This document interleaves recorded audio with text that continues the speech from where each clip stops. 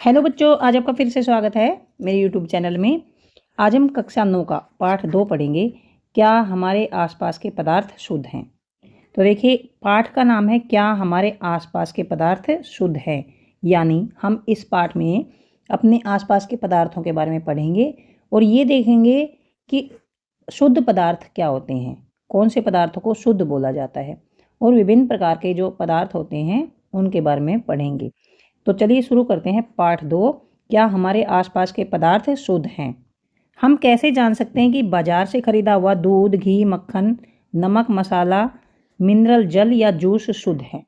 तो देखिए, हमें कैसे पता लगेगा कि हमारे आसपास जो पदार्थ हैं वो शुद्ध हैं या नहीं। जैसे कि इस पर देखिए, इस पर लिख रखा है शुद्ध नमक, शुद्ध घी, शुद्ध दूध। तो अगर डिब्बों पर लिख रखा हो शुद्ध, तो फिर हम उसको शुद्ध नहीं मान सकते। हम ये कह नहीं सकते कि उसमें शुद्ध है या अशुद्ध है, उसमें मिलावट भी हो सकती है। क्या आपने कभी इन खाने वाले पदार्थों के डिब्बों के ऊपर शुद्ध लिखा देखा है। एक साधारण व्यक्ति के लिए शुद्ध का अर्थ हो सकता है कि पदार्थ में कोई मिलावट नहीं हो। एक साधारण व्यक्ति के लिए शुद्ध क्या होता है, क्योंकि उसमें कोई मिलावट ना हो। तो दूध बेचने वाला कहता है कि बिल्कुल प्योर दूध है, इसमें कोई मिलावट नहीं है। घी वाला कहेगा बिल्कुल प्योर घी है, शुद्ध घी है। तो इसका मतलब कि उसमें कोई मिलावट नहीं है। तो जो साधारण व्यक्ति होगा उसके लिए शुद्ध का अर्थ होगा पदार्थ में कोई मिलावट न हो। लेकिन वैज्ञानिकों के लिए ये सभी वस्तुएं विभिन्न पदार्थों के मिश्रण हैं। लेकिन अगर किसी वैज्ञानिक से पूछा जाए कि ये घी या दूध शुद्ध हैं, तो उनके लिए ये मिश्रण है, विभिन्न पदार्थों के मिश्रण, ये शुद्ध नहीं है। वैज्ञानिकों के लिए ये शुद्ध नहीं है, ये विभिन्न पदार्थों के मिश्रण हैं। उदाहरण के लिए जैसे दूध है, दूध में जल होता है, वसा होता है, प्रोटीन होता है, इन सब का मिश्रण होता है। दूध जो है जल, वसा, प्रोटीन इनका मिश्रण होता है और खनिज लवण भी होते हैं, इन सब का मिश्रण होता है। तो इसका मतलब तो दूध शुद्ध नहीं है, क्योंकि वो कई चीज़ों के मिलने से बना है, कई पदार्थों के मिलने से बना है, इसलिए वो शुद्ध नहीं है। जब एक वैज्ञानिक किसी पदार्थ को शुद्ध कहता है तो इसका तात्पर्य है कि उस पदार्थ में मौजूद सभी कण समान रासायनिक प्रकृति के होते हैं। जब कोई वैज्ञानिक ये कहता है कि ये पदार्थ शुद्ध है, तो इसका क्या तात्पर्य होता है। तो इसका तात्पर्य है कि उस पदार्थ में मौजूद सभी कण समान रासायनिक प्रकृति के हैं। उस पदार्थ में से कोई भी कण अगर लिया जाए और उसका किसी भी दूसरे पदार्थ से उसकी रासायनिक क्रिया करवाई जाए, तो जो उत्पाद बनेगा ना वो सेम बनना चाहिए। इसका मतलब है कि वो शुद्ध है। उस पदार्थ में मौजूद सभी कण समान रासायनिक प्रकृति के हैं। मान लीजिए ये है, यहाँ पर ये दूध है, यहाँ दूध है, यहाँ से अगर दूध लेंगे तब भी समान रासायनिक प्रकृति की होनी चाहिए। यहाँ से ले लो, यहाँ से ले लो, कहीं से भी थोड़ा सा दूध अगर लेते हैं तो दूध में जो मौजूद सभी कण हैं उसकी समान रासायनिक प्रकृति होनी चाहिए। इसका मतलब होता है शुद्ध। एक शुद्ध पदार्थ एक ही प्रकार के कणों से मिलकर बना होता है।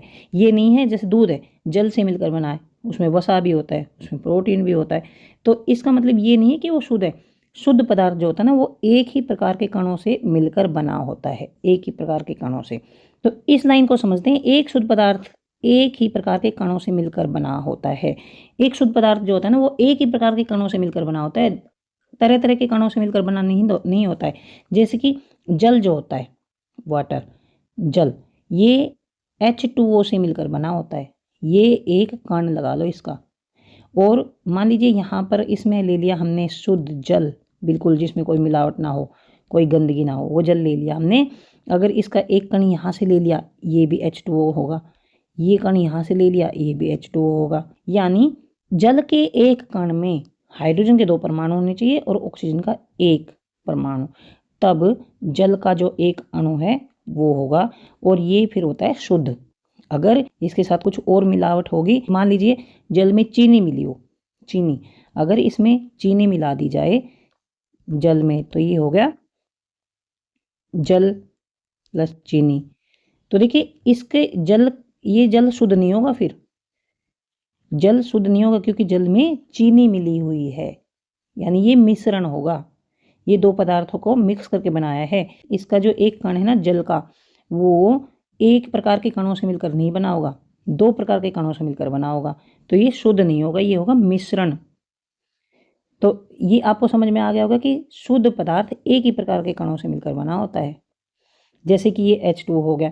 अब जैसे कार्बन डाइऑक्साइड CO2, देखिए ये शुद्ध है क्योंकि ये कार्बन का एक और ऑक्सीजन के 2 परमाणुओं से मिलकर बना है और कार्बन डाइऑक्साइड का एक अणु बना है। तो ये कार्बन डाइऑक्साइड जो होगी ना पूरी, उसमें से कहीं से भी अगर हम एक अणु उठाएंगे या एक कण उठाएंगे ना, तो ये होगा कार्बन डाइऑक्साइड CO2, सब जगह CO2 का एक कण होगा। तो इसका मतलब ये है कि यह मिश्रण नहीं है, यह है एक शुद्ध पदार्थ। तो यहाँ पर आपको शुद्ध पदार्थ समझ आ गया होगा। अब हम आगे पढ़ते हैं। जब हम अपने चारों ओर देखते हैं तो पाते हैं कि सभी पदार्थ 2 या 2 से अधिक शुद्ध अवयवों के मिलने से बने हैं। हम अपने चारों ओर देखते हैं तो हम पाते हैं कि 2 या 2 से अधिक शुद्ध अवयवों से मिलकर बने हैं पदार्थ। जैसे कि समुद्र का जल किससे बना है? उसमें नमक होता है, खनिज होते हैं, खनिज में भी बहुत सारे पदार्थ होते हैं। मिट्टी देखिए, मिट्टी में भी बहुत तरह के पदार्थ होते हैं। तो ये सभी मिश्रण हैं। जो पदार्थ 2 या 2 से अधिक शुद्ध अवयवों से मिलकर बने होते हैं ना, उनको कहते हैं मिश्रण। जैसे चीनी का पानी, चीनी और जल, ये होता है मिश्रण। चीनी और जल मिश्रण होगा क्योंकि चीनी भी शुद्ध है और जल भी शुद्ध है। तो इन दोनों के मिलने से जो पदार्थ बनेगा वो बनेगा मिश्रण, उसे मिश्रण कहेंगे। अब मिश्रण क्या है उसको डिटेल में पढ़ेंगे और मिश्रण के प्रकार भी होते हैं। मिश्रण कितने प्रकार के होते हैं? देखिए मिश्रण क्या है। मिश्रण एक या एक से अधिक शुद्ध तत्वों या यौगिकों से मिलकर बना होता है। मिश्रण एक या एक से अधिक शुद्ध तत्वों या यौगिकों से मिलकर बना होता है। मैंने बता दिया था, एक या एक से अधिक शुद्ध तत्वों या यौगिकों से मिलकर बना होता है। जैसे जल और चीनी, तो ये दोनों यौगिक होते हैं, जल और चीनी दोनों यौगिक होते हैं। तो इन शुद्ध यौगिकों से मिलकर बनता है मिश्रण। तो इसी तरह से जैसे मान लीजिए carbon dioxide gas plus carbon monoxide plus oxygen plus nitrogen plus hydrogen, ये सब मान लीजिए ये सब मिले हुए हैं। तो देखिए ये भी शुद्ध है, शुद्ध यौगिक है, ये भी शुद्ध यौगिक है, ये शुद्ध तत्व है, ये भी तत्व है, ये भी शुद्ध तत्व है। इन सब से मिलकर क्या बना है? ये बन गया मिश्रण। ये आपको समझ आ गया मिश्रण क्या होता है? एक या एक से अधिक शुद्ध तत्वों से मिलकर मिश्रण बनता है। पानी में अगर हम नींबू का रस मिला दें वो भी एक मिश्रण हो गया। पानी में मिट्टी मिला दें वो भी एक मिश्रण हो गया। पानी में चॉक पाउडर मिला दे वो भी एक मिश्रण हो गया। पानी में आटा मिला दे वो भी एक मिश्रण हो गया। तो इस तरह से मिश्रण 2 या 2 से अधिक शुद्ध पदार्थों से, शुद्ध यौगिकों या तत्वों से मिलकर बना होता है। हम जानते हैं कि जल में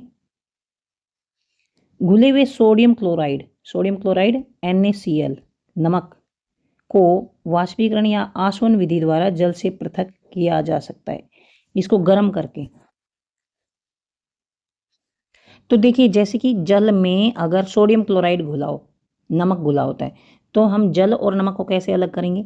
हम उस पानी को गर्म कर देंगे, उस जल को गर्म कर देंगे, जिससे जल ऊपर उड़ जाएगा, भाप में बदल जाएगा और नमक नीचे रह जाएगा। और फिर जो जल है ना, जो भाप में बदला है, उसको फिर संघनित करके, उसको इकट्ठा करके, संघनित करके, ठंडा करके फिर उसको अलग किया जा सकता है। मतलब एक तरफ जल आ गया और एक तरफ नमक आ गया। तो इसी तरह से नमक भी बनाया जाता है। और आसवन विधि द्वारा भी जल से नमक को अलग कर दिया जाता है। तो आसवन विधि क्या होती है? जैसे कि पेट्रोलियम होता है, पेट्रोलियम में पेट्रोल, डीजल, पैराफिन, मोम, केरोसिन ऑयल वगैरह, ये बहुत सारे पदार्थ मिले होते हैं। तो कोई पदार्थ तो थोड़े टेम्परेचर पर ही गर्म हो जाता है, कोई ज़्यादा पर गर्म होता है। तो फिर उस पदार्थ को गर्म किया जाता है, जो मिश्रण होता है ना, उसको गर्म किया जाता है अलग अलग तापमान पर। और फिर इस तरह से अलग अलग तापमान पर अलग अलग तरल पदार्थ होते हैं, वो पृथक हो जाते हैं, अलग कर दिए जाते हैं। इस तरह से ये होती है आसवन विधि। तो नमक को जल से वाष्पीकरण या आसवन विधि द्वारा अलग किया जा सकता है। यद्यपि सोडियम क्लोराइड अपने आप में एक शुद्ध पदार्थ है, सोडियम क्लोराइड एक शुद्ध पदार्थ है और ये जल में घुला है, जल में। तो इसका मतलब ये सोडियम क्लोराइड और जल, ये क्या होगा? मिश्रण हो गए। ये क्या बना? मिश्रण। सोडियम क्लोराइड एक यौगिक है, जल भी एक यौगिक है, शुद्ध हैं दोनों, और इनसे मिलकर बना है मिश्रण। सोडियम क्लोराइड अपने आप में शुद्ध है। यद्यपि सोडियम क्लोराइड अपने आप में एक शुद्ध पदार्थ है और इसे भौतिक विधि के द्वारा इसके रासायनिक अवयवों से पृथक नहीं किया जा सकता। देखिए, जल और सोडियम क्लोराइड दोनों हैं, उनको तो हम गर्म करके अलग कर सकते हैं, लेकिन सोडियम क्लोराइड जो है उसको अगर गर्म करेंगे तो Na और Cl अलग अलग नहीं हो सकते। H2O जल को अगर गर्म करेंगे तो H2 और O ये अलग नहीं हो सकते। मतलब इनको गर्म करके, यानी भौतिक विधि, क्योंकि गर्म करना भौतिक विधि है, इसमें कोई रासायनिक प्रक्रिया नहीं हुई है, भौतिक विधि है। भौतिक विधि से हम ना तो सोडियम और क्लोरीन को अलग कर सकते हैं, ना ही हाइड्रोजन और ऑक्सीजन को अलग कर सकते हैं। ना तो जल को तोड़ा जा सकता है गर्म करके या किसी भौतिक विधि से, ना ही नमक को तोड़ा जा सकता है। इनको रासायनिक प्रक्रिया से तो अलग किया जा सकता है, लेकिन भौतिक विधि से अलग नहीं किया जा सकता। तो सोडियम क्लोराइड अपने आप में एक शुद्ध पदार्थ है और इसे भौतिक विधि से इसके रासायनिक अवयवों को अलग नहीं किया जा सकता। इसी प्रकार जो चीनी है, चीनी एक पदार्थ है क्योंकि यह एक ही प्रकार का शुद्ध अवयव रखता है और इसका यौगिक समान रहता है। जो चीनी होती है उसका फॉर्मूला होता है C12 और H22 और O11, ये होती चीनी, शुगर। यह चीनी का एक अणु बन गया C12 H22 O11। यह एक शुद्ध पदार्थ है, यानी यह एक यौगिक है, शुद्ध यौगिक। लेकिन इसको जब जल में मिला दिया जाएगा, कि दो यौगिक हो गए, दो यौगिक मिलकर मिश्रण बनाते हैं। जल में अगर मिला दिया तो बन गया मिश्रण, और अभी ये है शुद्ध पदार्थ, शुद्ध यौगिक। यहाँ मान लीजिए चीनी भरी है, चीनी किसी भी हिस्से से चीनी उठा ली जाए, वो चीनी का एक शुद्ध कण ही होगा। वो चीनी कहीं से भी उठा ली जाए वो शुद्ध होगी। तो चीनी एक शुद्ध पदार्थ है। पेय पदार्थ और मिट्टी में एक समान कण नहीं होते। देखिए, चीनी के कोई भी कण होते हैं बराबर बराबर होते हैं, सब आपने देखा होगा, लेकिन पेय पदार्थ या मिट्टी में एक समान कण नहीं होते। मान लीजिए नींबू पानी बनाते हैं तो उसमें एक समान कण नहीं होते। उसमें मिट्टी जो होती है उसमें बहुत सारे कण मिले होते हैं, कहीं से मिट्टी बारीक होती है, कहीं से मोटी होती है, कहीं मोटे कण होते हैं, कहीं छोटे कण होते हैं। तो पेय पदार्थ या मिट्टी में एक समान कण नहीं होते। शुद्ध पदार्थ किसी भी स्रोत से प्राप्त हो सकते हैं, इसके अभिलाक्षणिक गुण एक समान होंगे। शुद्ध पदार्थ जो होते हैं ना, उसमें जो कण होते हैं, सभी कण वो एक समान होते हैं, उनके गुण एक समान होते हैं। तो इस प्रकार हम कह सकते हैं कि मिश्रण में एक से अधिक शुद्ध पदार्थ होते हैं। मिश्रण में एक से अधिक शुद्ध पदार्थ होते हैं, और शुद्ध पदार्थ किसी भी स्रोत से प्राप्त हो, इसके अभिलाक्षणिक गुण एक समान होते हैं। इसके जो लक्षण होते हैं या इसके जो गुण होते हैं ना, पूरे पदार्थ के एक जैसे ही होते हैं। ये नहीं है किसी हिस्से का कैसा गुण हो, किसी हिस्से का कैसा गुण हो, ऐसा नहीं है। यहाँ पर आप ये नोट करेंगे। ये तो मिश्रण जो होता है ना, उसके प्रकार कितने होते हैं। मिश्रण के प्रकार, मिश्रण होता है मिक्स करना, किसी चीज़ को मिक्स करना। जैसे एक दाल होगी, मान लीजिए लाल दाल होगी, एक होगी हरी दाल होगी, पीली दाल होगी, ये हो गए शुद्ध। लेकिन अगर इनको मिक्स कर दिया तो वो बन गया मिश्रण। इसी तरह ऑक्सीजन शुद्ध है, nitrogen, hydrogen, carbon dioxide, carbon monoxide, बहुत सारी गैसें होती हैं, शुद्ध यौगिक हैं, शुद्ध तत्व हैं, लेकिन सबको मिक्स कर दिया जाए तो बन गया मिश्रण। तो मिश्रण जो होता है वो एक से अधिक शुद्ध पदार्थों से मिलकर बना होता है। अब मिश्रण के प्रकार कितने होते हैं। मिश्रण के प्रकार भी कई होते हैं। उनकी जो अवयवों की प्रकृति होती है ना, अवयवों की प्रकृति की, उसमें क्या क्या अवयव मिले हैं, कौन कौन से उसमें पदार्थ मिले हुए हैं, उनके अनुसार विभिन्न प्रकार के मिश्रण होते हैं। उनमें कौन कौन से पदार्थ मिले हैं, उनके हिसाब से ही मिश्रण जो होता है ना उसकी प्रकृति होती है। मतलब मिश्रण का निर्माण होता है कि किस तरह का मिश्रण है। ये मिश्रण के भी कई प्रकार होते हैं। तो किन किन पदार्थों से बनकर मिश्रण बना है, इस बात पर डिपेंड करता है कि मिश्रण कैसा है। इस तरह मिश्रण के कई प्रकार होते हैं। क्रियाकलाप 2.1 है। इसमें क्या करना है, कक्षा में ए ब स द 4 ग्रुप बना लेने हैं। एक ग्रुप को, फर्स्ट ग्रुप को क्या देंगे हम, एक बीकर में 50 ml जल, एक बीकर में 50 ml जल और 1 चम्मच कॉपर सल्फेट। दूसरे को वही 50 ml जल देंगे, लेकिन 2 चम्मच, फर्स्ट वाले को 1 चम्मच दिया था कॉपर सल्फेट का, और सेकंड ग्रुप है ना उसको 2 चम्मच कॉपर सल्फेट देंगे। तीसरे और चौथे ग्रुप को कॉपर सल्फेट और पोटाशियम परमैंगनेट, कॉपर सल्फेट और potassium permanganate, CuSO4 plus KMnO4, या साधारण नमक, या फिर नमक दे देंगे, साधारण नमक। से और दे इनको देंगे, दोनों को अवयवों की पृथक पृथक मात्रा दें। एक जो से है उसको, ये जो अवयव है ना, ये कम या ज़्यादा दें। इन से और दे में दोनों को अलग अलग मात्रा देनी है। मान लीजिए से को हम कम दे देंगे, ये और दे को ज़्यादा दे देंगे। तो इस तरह से हमारे पास 4 ग्रुपों में हमने ये चीज़ें बांट दी हैं। अब पृथक पृथक समूह के उन अवयवों को मिलाकर मिश्रण तैयार करें। अब इनको मिलाना है। जो फर्स्ट जो ग्रुप है ए ग्रुप जो है वो क्या करेगा, पानी में 1 चम्मच, एक चम्मच कॉपर सल्फेट मिलाएगा 50 ml जल में। जो बे वो पानी में 2 चम्मच CuSO4 मिलाएगा। और जो से और दे है वे मिलाएंगे कॉपर सल्फेट और KMnO4 पानी में मिलाएंगे। ये कम मिला लेगा से, और जो दे है वो थोड़ा ज़्यादा मिला लेगा, या फिर नमक मिला लेगा पानी में। इसके बाद उनके रंग और बनावट के आधार पर एक रिपोर्ट तैयार कीजिए। तो देखिए, इस CuSO4 जो होता है ना, वो नीले रंग का होता है, तो इसका रंग जो है वो कम नीला होगा, कम नीला, इसका ज़्यादा नीला होगा। अगर इन दोनों को हम कंपेयर करेंगे तो जो पहला है, जो ये वाला पदार्थ है, इसका जो रंग है ना वो कम नीला होगा और इसका ज़्यादा नीला होगा। उसके बाद समूह ए और बे को एक मिश्रण प्राप्त होता है जिसकी बनावट समान होती है। तो देखिए, जो कॉपर सल्फेट होता है ना, वो पानी में बिल्कुल घुल जाता है। अगर उसको हम देखेंगे ना पानी में घुले हुए, तो उसके कण अलग नहीं दिखाई देंगे हमें। तो ये बिल्कुल पानी में घुल जाता है। जैसे चीनी को अगर पानी में घोलेंगे तो चीनी भी बिल्कुल घुल जाएगी। अगर उसको छानेंगे, किसी फिल्टर पेपर से छानेंगे, तो चीनी अलग नहीं होगी। ऐसे नमक को पानी में घोल दिया जाए तो वो भी पूरी तरह से घुल जाती है। तो ये नोट करने वाली बात है कि ए और बे को मिश्रण प्राप्त होता है जो उसकी बनावट समान होती है। इस तरह के मिश्रण को संगामी मिश्रण कहा जाता है। संगामी मिश्रण, इस तरह के मिश्रण को संगामी अथवा विलयन कहेंगे। विलयन, या तो इसको संगामी मिश्रण कहेंगे या फिर विलयन कहेंगे। ये जो मैं यहाँ पर हाईलाइट कर देती हूँ, इसको नोट कर लेना आप बुक में।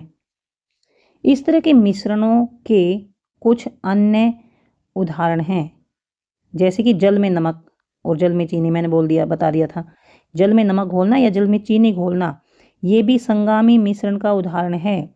संगामी मिश्रण या फिर विलयन, संगामी मिश्रण या फिर विलयन बोलेंगे इसको। दोनों समूह से प्राप्त घोल के रंगों की तुलना करें। दोनों समूह से प्राप्त घोल के रंगों की तुलना करें। मैंने बता दिया, देखिए ये जो है, ये ए को जो घोल मिला है उसका रंग कम नीला है, बे को जो घोल मिला है उसका रंग ज़्यादा नीला है, क्योंकि इसमें 2 चम्मच कॉपर सल्फेट की डाली है, इसमें 1 चम्मच कॉपर सल्फेट की डाली बस। यद्यपि दोनों समूह के पास कॉपर सल्फेट का घोल है, दोनों के पास वैसे तो कॉपर सल्फेट का घोल है, लेकिन उन दोनों घोलों के रंगों में फ़र्क है। जो बे है ना, बे उसका रंग ज़्यादा तीव्र है। तीव्र मतलब तीखा, तेज रंग है उसका, ज़्यादा नीला है। यह दिखलाता है कि संगामी मिश्रण पृथक पृथक संगठन रख सकते हैं। दूसरा पॉइंट, कि जो संगामी मिश्रण होता है, संगामी मिश्रण पृथक पृथक संगठन रख सकते हैं, मतलब ज़्यादा गहरा भी हो सकता है और कम गहरा भी हो सकता है। लेकिन यहाँ पर जो एक कण होगा ना इसका, वो उसका, यहाँ पर एक कण होगा, यहाँ पर एक कण होगा, यहाँ पर सभी जो कण है ना वो समान होंगे। यहाँ का एक कण ले लेंगे, यहाँ का एक कण ले लेंगे, यहाँ से कहीं से भी कण ले लेंगे ना, वो सभी इस पूरा विलयन है उसके जो सभी कण हैं वो बराबर होंगे। यहाँ से एक कण ले लिया, यहाँ से एक कण ले लिया, यहाँ से सभी कण एक दूसरे के समान होंगे, कहीं से भी कण ले लिया जाए। संगामी मिश्रण में ये होता है। संगामी मिश्रण में जो कण होते हैं वो समान होते हैं, एक समान, अलग अलग नहीं हो सकते। कि मान लीजिए ये यहाँ से लिया हमने, ये गहरा ज़्यादा हो गया, यहाँ से कम गहरा हो गया, ऐसा नहीं होगा। संगामी मिश्रण में सभी कण एक समान होते हैं। अगर एक रंग के होंगे तो सभी एक ही रंग के होंगे, और ऐसे इसमें ये गहरा है, इसका एक कण लेंगे तो इसका एक कण कहीं से भी ले लेंगे तो और कणों से वो समान होगा। समूह स और द ने जो मिश्रण प्राप्त किया, समूह स और द ने, उनके अंश भौतिक दृष्टि से अलग हैं। समूह ए और द ने जो मिश्रण प्राप्त किया उनके अंश भौतिक दृष्टि से अलग हैं। इस तरह के मिश्रण को विषमगामी मिश्रण कहा जाता है। उनके अंश भौतिक दृष्टि से अलग हैं, मतलब CuSO4 का जो कण है वो अलग है और KMnO4 का जो कण है वो अलग है। तो इस तरह के मिश्रण को विषमगामी मिश्रण कहते हैं। इनके जो अंश है ना भौतिक दृष्टि से अलग हैं। इस तरह के मिश्रण को विषमगामी मिश्रण कहते हैं। यहाँ पर ये नोट करेंगे कि विषमगामी मिश्रण के उदाहरण कौन कौन से हैं। पहले तो विषमगामी मिश्रण क्या होता है कि वह मिश्रण जिसमें मिश्रण के कण भौतिक दृष्टि से अलग अलग हों। मिश्रण में कण जो हैं भौतिक दृष्टि से अलग अलग होते हैं। इस तरह के मिश्रण को विषमगामी मिश्रण कहा जाता है।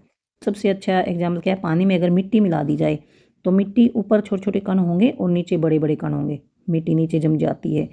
तो ये इस तरह का मिश्रण होगा विषमगामी मिश्रण, क्योंकि इसके अंश जो है ना भौतिक दृष्टि से अलग अलग हैं, ऊपर पतले पतले हैं और नीचे बड़े बड़े अंश हैं।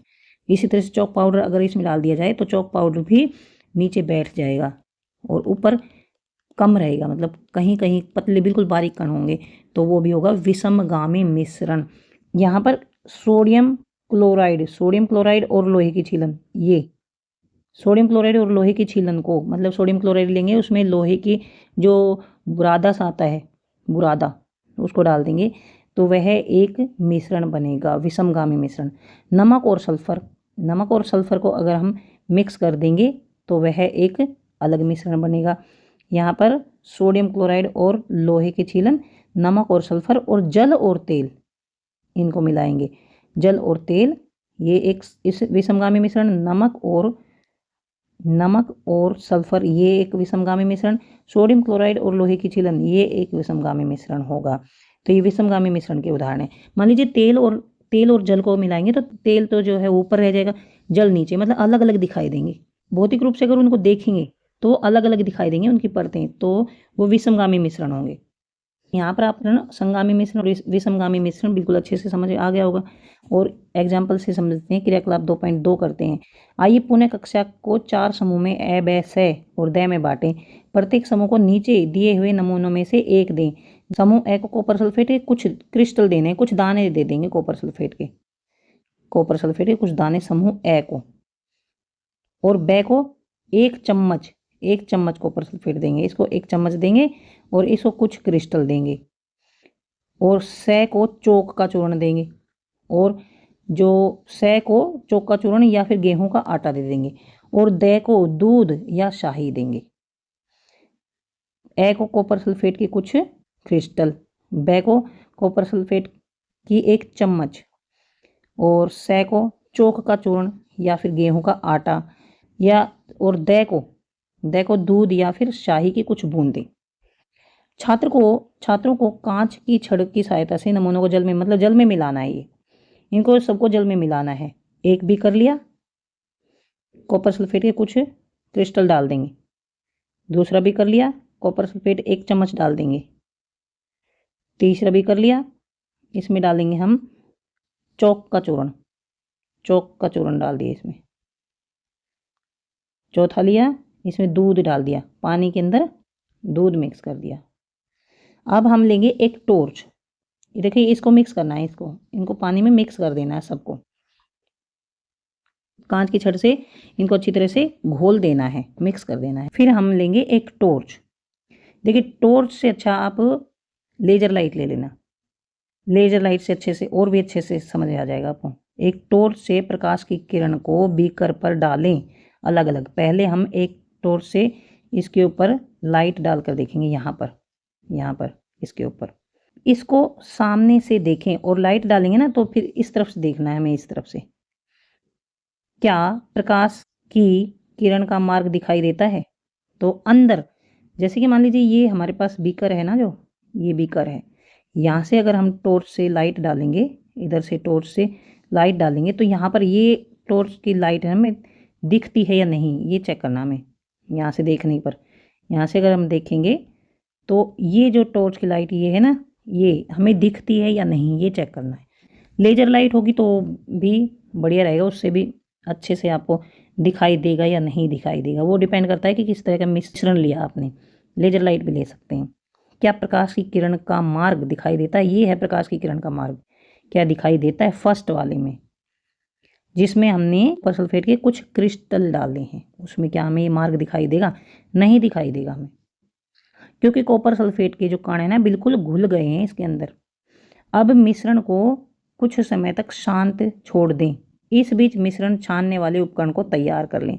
अब सभी पहले तो देखिए फर्स्ट को चेक करना है टॉर्च से, ये ए वाला चेक करना है, फिर बे वाला चेक करना है, फिर से वाला चेक करना है, फिर द वाला चेक करना है। सब विकर्मों में से ये टॉर्च मार कर देखनी है, सब में चेक करना है कि किस में इस लाइट का रास्ता हमें दिखाई देता है कि नहीं, इसमें दिखाई देता है कि नहीं, इसमें दिखाई देता है कि नहीं, इसमें दिखाई देता है कि नहीं।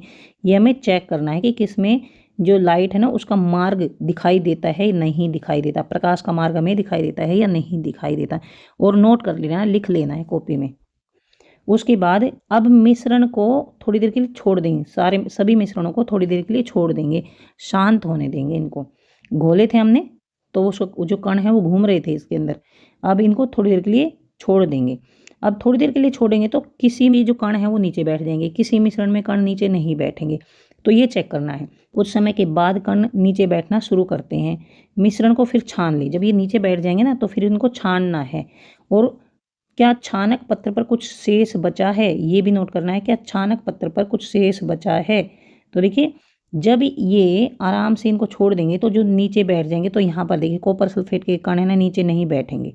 और यहाँ पर जो ये कॉपर सल्फेट 1 चम्मच घोला था ना, इसके कण भी नीचे नहीं बैठेंगे, यहाँ पर भी नीचे नहीं बैठेंगे। चौक पाउडर जो है ना वो नीचे बैठ जाएगा, चौक पाउडर या आटा। और दूध, दूध भी वो नीचे नहीं बैठेगा, इसमें घुला रहेगा लेकिन थोड़ा गाढ़ा सा हो जाएगा, गाढ़ा सा हो जाएगा लेकिन नीचे नहीं बैठेगा, इसमें पूरे उसमें घुल जाएगा। पानी में इसके जो कण है ना वो घूमते रहेंगे लेकिन इसमें नीचे नहीं बैठेंगे। और देखिए कॉपर सल्फेट में जो कण है ना वो हमें दिखाई नहीं देंगे, कण नहीं दिखाई देंगे उसमें। और इस बै में भी नहीं दिखाई देंगे, इसमें ज़्यादा कॉपर सल्फेट डाला है फिर भी इसके कण हमें पानी से अलग नहीं दिखेंगे। लेकिन जो है दूध, दूध के कण हमें मोटे मोटे अलग से दिखाई देंगे, गाढ़ापन सा अलग दिखाई देगा इसमें।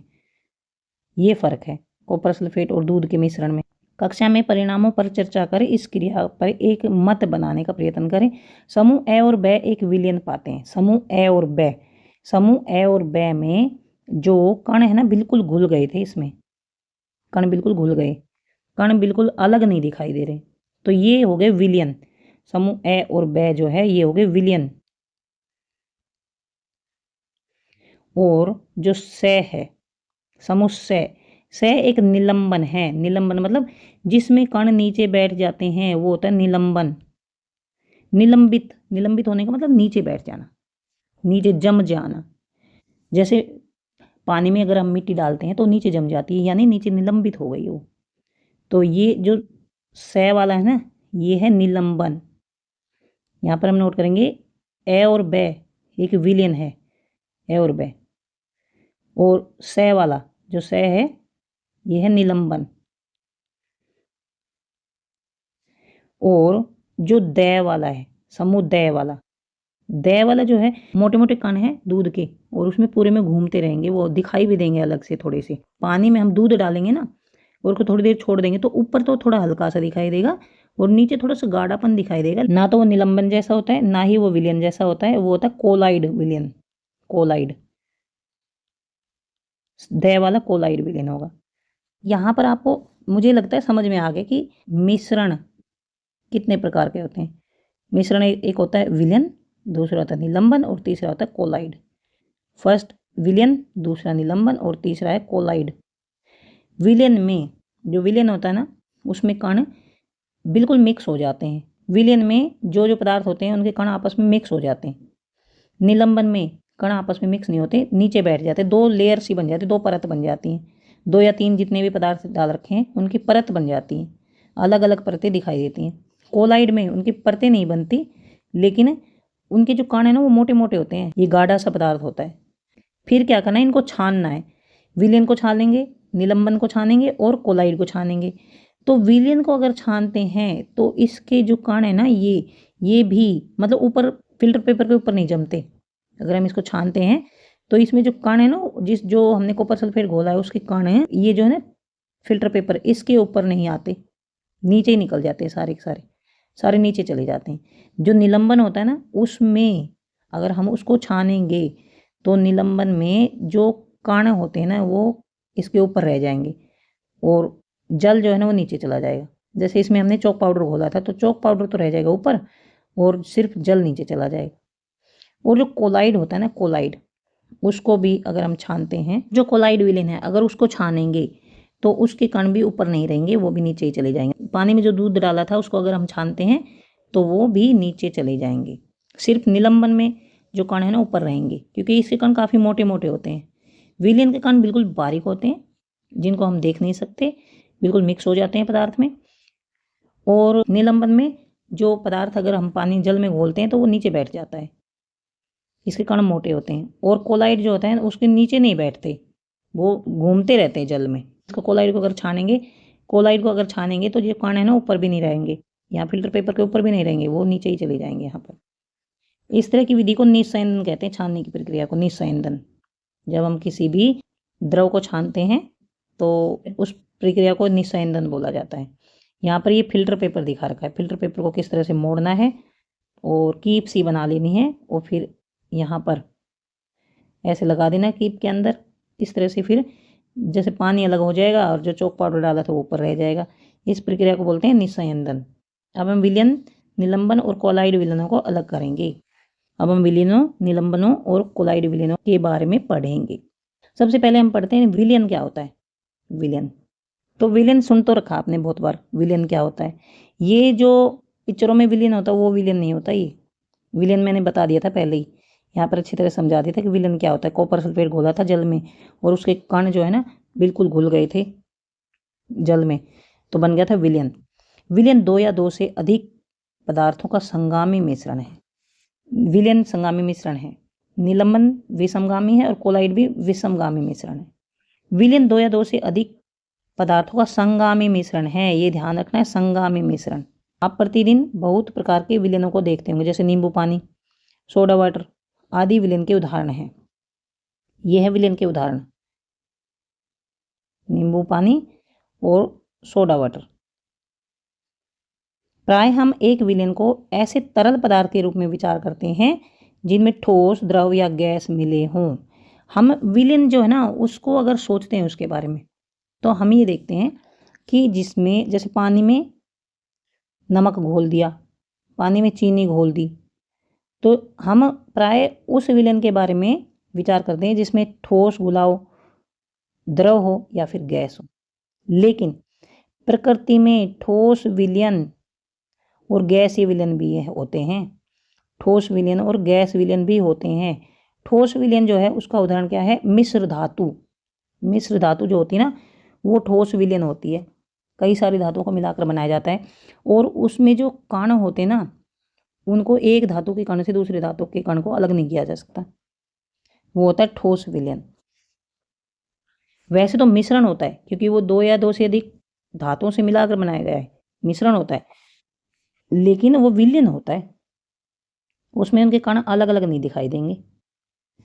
दूसरा है गैसीय विलयन। गैसीय विलयन मतलब वायु, वायु में बहुत सारी गैसें मिली होती हैं तो वो भी मिश्रण होता है, लेकिन ये नहीं है उसमें ऑक्सीजन के कण अलग दिखाई दे रहे हैं, हाइड्रोजन के अलग दिखाई दे रहे हैं, कार्बन डाइऑक्साइड के अलग दिखाई दे रहे हैं ऐसे, तो ये भी है गैसीय, ये है गैसीय विलयन। अगर प्रश्न आ जाए कि ठोस विलयन का उदाहरण बताइए तो मिश्र धातु, गैसीय विलयन का उदाहरण बताइए तो वायु। और इनके अलावा ऐसे विलयनों के उदाहरण तो आप जानते हैं जैसे जिसमें द्रव द्रव मिला हो या फिर द्रव में ठोस मिला हो, ये तो आप बता ही सकते हैं, जैसे नींबू पानी जो होता है या सोडा वाटर जो होता है, या जल में चीनी घुली हो, चीनी। यहाँ पर देखिए ये तो है द्रव द्रव में घुला हो, नींबू पानी और जल, सोडा और जल, और चीनी, चीनी और जल जो है वो ठोस और द्रव दोनों घुले हुए। ये तो आप बता सकते हैं इनके उदाहरण, लेकिन इनके उदाहरण थोड़े अलग हैं, ये आप नोट कर लेना, 1 नंबर का क्वेश्चन आ जाएगा इनमें से। एक विलयन के कणों में समांगिकता होती है। समांगिकता मतलब समान होते हैं, एक विलयन के जो कण होते हैं ना, विलयन के कण वो समान होते हैं, सभी। उदाहरण के लिए नींबू जल का स्वाद सदैव समान रहता है। ये नहीं है नींबू पानी है, यहाँ से थोड़ा सा पानी ले लिया उसका स्वाद अलग है, यहाँ से ले लिया उसका अलग है, यहाँ से ले लिया उसका अलग है, ऐसे नहीं होगा। सारे नींबू पानी का स्वाद एक जैसा होगा। यह दर्शाता है कि इस विलयन में चीनी और नमक के कण समान रूप से वितरित होते हैं। यह दर्शाता है कि इस विलयन में चीनी और नमक के कण समान रूप से वितरित होते हैं। यहाँ पर सब जगह समान रूप से हैं चीनी और नमक के कण। अब है मिश्र धातु। मिश्र धातु के बारे में, ये धातुओं के संगामी मिश्रण होते हैं। धातुओं के संगामी मिश्रण मिश्र धातु, जिन्हें भौतिक क्रिया द्वारा इनके अवयवों को अलग नहीं किया जा सकता, लेकिन फिर भी मिश्र धातुओं को मिश्रण माना जाता है। इनको भौतिक क्रिया द्वारा अलग नहीं किया जा सकता, लेकिन फिर भी मिश्र धातुओं को मिश्रण माना जाता है कि एक मिश्रण है, क्योंकि ये अपने घटकों के गुणों को दर्शाते हैं। ये पृथक पृथक संगठन रखते हैं। जैसे कि उदाहरण के लिए मान लीजिए पीतल है। पीतल में जिंक तो 30% डाला जाता है और कॉपर 70% डाला जाता है। अगर इसमें कुछ ज़्यादा कम करेंगे ना तो ये पीतल का जो नेचर है ना बदल जाता है, क्योंकि ये अपने घटकों के गुणों को दर्शाते हैं। इसका मतलब ये हुआ कि इनमें जो घटक डाले जाते हैं, जैसे जिंक है, जिंक ज़्यादा डाल दिया तो उसमें जिंक के गुण ज़्यादा आ जाएंगे, और कॉपर ज़्यादा डाल दिया तो वो थोड़ा लाल लाल सा ज़्यादा हो जाएगा। तो ये धातुओं के, इनको मिश्र धातुओं को मिश्रण माना जाता है, क्योंकि ये अपने घटकों के गुणों को दर्शाते हैं। देखिए पहले जो शुरू में हमने पढ़ा था कि जो मिश्रण होता है उनके घटकों को भौतिक विधि से अलग किया जा सकता है, लेकिन जो धातुओं का मिश्रण है ना वो संगामी मिश्रण है। इनको भौतिक विधि द्वारा इनके घटकों को अलग नहीं किया जा सकता, इनके अवयवों को भौतिक क्रिया द्वारा अलग नहीं किया जा सकता, लेकिन ये अपने घटकों के गुणों को दर्शाते हैं, इसलिए इनको मिश्रण में रखा जाता है, मिश्रण ग्रुप में, कि ये मिश्रण है। किसी विलयन को, अब हम विलयन के बारे में पढ़ रहे थे, किसी विलयन को दो भागों विलायक और विलेय में बांटा जाता है। जो विलयन होता है ना उसके दो भाग होते हैं, एक तो विलायक होता है, एक विलेय होता है। और ये क्या होते हैं विलायक और विलेय? विलयन का वह घटक जिसकी मात्रा दूसरे से अधिक होती है, जो दूसरे घटक को विलयन में मिलाता है, उसे विलायक कहते हैं। विलायक, जैसे पानी में दूध, पानी में दूध, तो यहाँ पर पानी ज़्यादा होगा, पानी में दूध ज़्यादा होगा, तो ये हो गया विलायक। और जो दूध है ना, दूध, ये होगा विलेय। लेकिन अगर हो दूध में पानी, दूध में पानी यानी दूध जो है वो है विलायक, और जो पानी है ना वो है विलेय, क्योंकि दूध में पानी डाला गया है। तो विलयन का वह भाग, वह घटक जो प्राय कम मात्रा में होता है वो होता है विलेय। जो अधिक मात्रा में होता है, अधिक मात्रा में जो होता है वो होता है विलायक। अधिक मात्रा में विलायक, कम मात्रा में विलेय। अधिक मात्रा में विलायक, कम मात्रा में विलेय। इसको याद रखने का तरीका है। विलेय जो होता है ना, विलेय, अगर हम विलेय लिखते हैं तो छोटा लिखते हैं। विलेय में कितने शब्द आते हैं ये लगा लीजिए, यहाँ बस सीधा सीधा लिखेंगे, मात्रा वात्रा नहीं देखेंगे। 1, 2 और 3।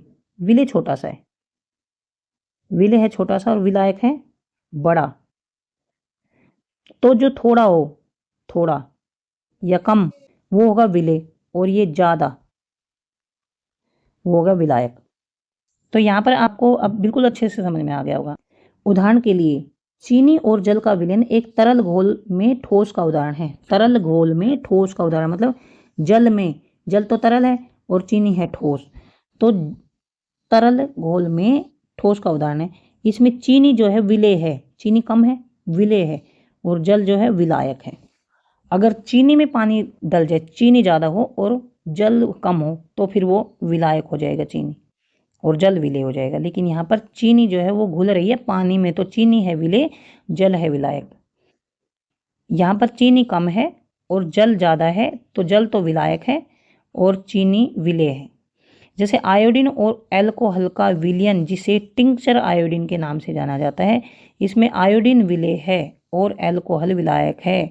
अल्कोहल ज़्यादा होता है और आयोडीन कम होता है, तो आयोडीन है विलेय और अल्कोहल है विलायक। मैं पूछती हूँ कि आयोडीन और अल्कोहल, मान लीजिए अल्कोहल में हम आयोडीन घोलते हैं तो आयोडीन विलेय, क्योंकि आयोडीन थोड़ा है, छोटा सा देखिए इसमें विलेय, और अल्कोहल ज़्यादा है, विलायक बड़ा है। इसी तरह से वात युक्त पेय जैसे सोडा वाटर होता है, सोडा वाटर या कोक जो होता है इत्यादि, तरल विलयन में गैस, तरल विलयन में गैस का रूप होता है। मतलब इसमें जो तरल विलयन होता है उसमें गैस डाली जाती है। और गैस कौन सी होती है? Carbon dioxide gas. जो हम कोक वगैरह पीते हैं, पेप्सी वगैरह पीते हैं, सोडा वाटर वगैरह पीते हैं, इनमें कार्बन डाइऑक्साइड गैस घोली जाती है, लेकिन वो थोड़ी सी होती है, विलेय होती है, और जल ज़्यादा होता है, तो ये होता है विलायक। वायु गैस में गैस का विलयन, वायु जो है ना, वायु वो गैस में गैस का विलयन है। वायु गैस में गैस का विलयन, क्योंकि बहुत सारी गैसें हैं। यह मुख्यतः दो घटकों ऑक्सीजन और नाइट्रोजन का संगामी मिश्रण। देखिए नाइट्रोजन है 78% और ऑक्सीजन है 21%, तो नाइट्रोजन ज़्यादा है और ऑक्सीजन कम है, तो नाइट्रोजन और ऑक्सीजन का संगामी मिश्रण है ये, और इसमें नाइट्रोजन विलायक है। नाइट्रोजन को वायु का विलायक कहा जाता है, नाइट्रोजन को वायु का विलायक कहा जाता है। एक एक नंबर के क्वेश्चन आ जाते हैं। वायु का विलायक किसे कहा जाता है? नाइट्रोजन को। वायु में दूसरी गैसें बहुत कम मात्रा में है, इसलिए वो विलेय होती हैं, दूसरी गैसें विलेय होती हैं और नाइट्रोजन विलायक होता है। विलयन के गुण, अब देखिए विलयन के गुण क्या होते हैं। हमने पढ़ा है विलयन जो होता है ना, संगामी मिश्रण होता है। विलयन संगामी मिश्रण होता है। विलयन के जो कण होते हैं ना, विलयन के कण व्यास में 1 नैनोमीटर होते हैं। मतलब 1 मीटर के बटे में, 1 के बटे में 1 2 3 4 5 6 7 8 9 इतने मीटर, 1 के बटे में इतनी, ये जो है 1 के पास 9 जीरो, इतना मीटर लगा लो।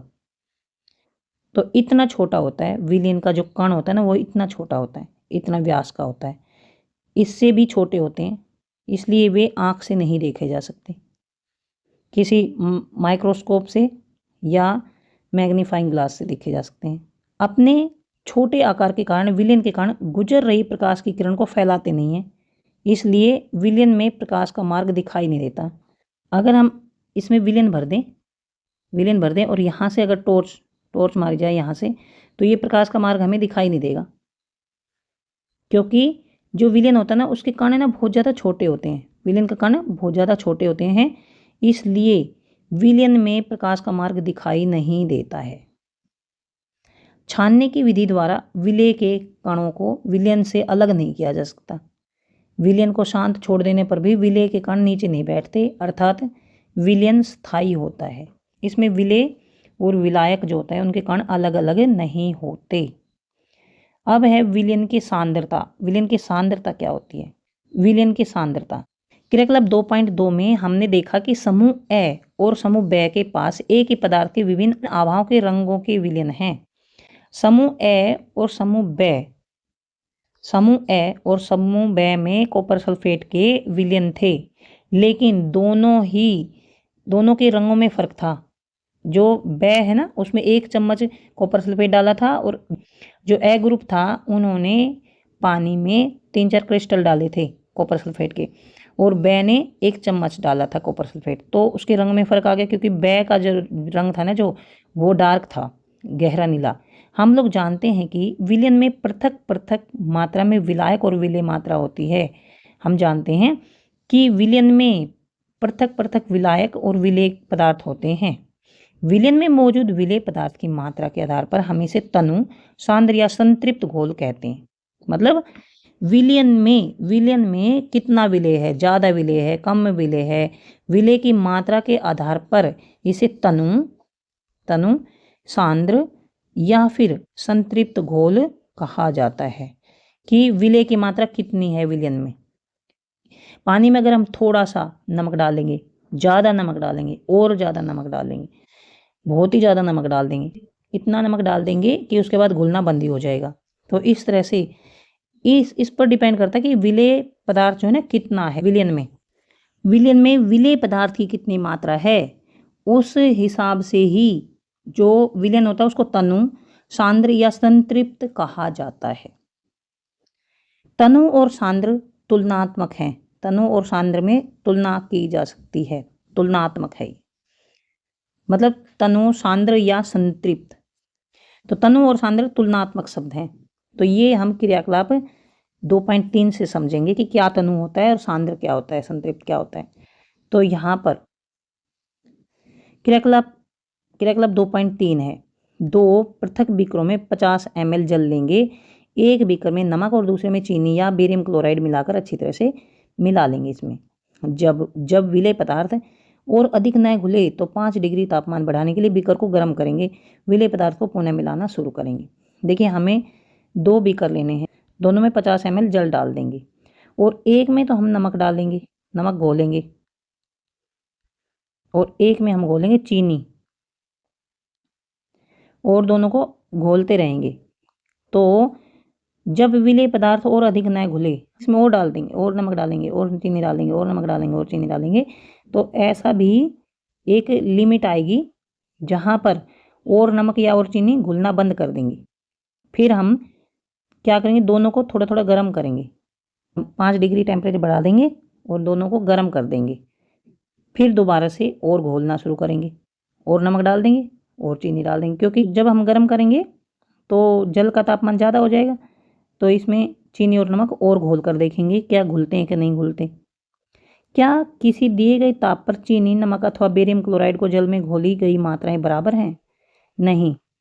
यहाँ पर देखिए, अगर हम इसका तापमान बढ़ा देंगे, इसका और इसका तापमान बढ़ा देंगे, चीनी तो पिघल जाएगी इसमें और घुल जाएगी, नमक नहीं घुलेगा, लेकिन ज़्यादा तापमान बढ़ाने पर थोड़ा बहुत घुलेगा तो, लेकिन चीनी ज़्यादा घुलेगी। क्या किसी दिए गए ताप पर चीनी, नमक अथवा बेरियम क्लोराइड की जल में घोली गई मात्राएं बराबर हैं? नहीं। नमक जो होता है ना, वो अगर उसको घोलेंगे तो ताप पर ज़्यादा डिपेंड नहीं होता। नमक की घुलनशीलता तापमान पर ज़्यादा डिपेंड नहीं होती। घुलेगा तो थोड़ा बहुत घुल जाएगा, लेकिन चीनी ज़्यादा घुल जाएगी।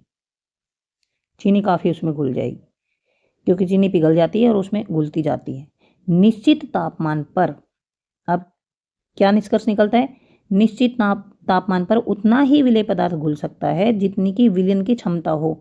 अब देखिए, मान लीजिए आप क्लास में बैठे हैं, कक्षा में बैठे हैं, और दूसरे सेक्शन को और बुला लिया जाए आपकी क्लास में। मान लीजिए आप जिस कमरे में बैठे हैं उस कमरे में 200 लोग आ सकते हैं, बस 200 जने।